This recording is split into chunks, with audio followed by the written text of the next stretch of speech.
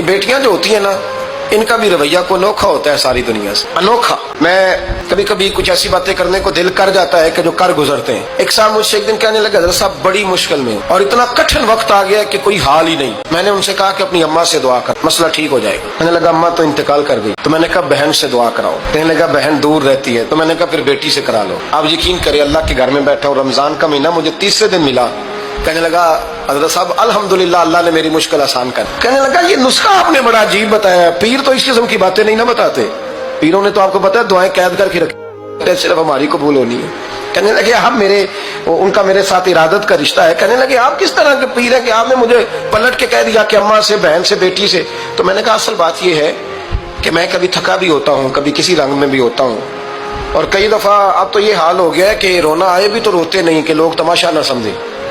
کئی دفعہ آنسو چھپانے بھی پڑتے ہیں کہ لوگ اس کو اداکاری اور فنکاری ہی نہ سمجھنے لگ جائے۔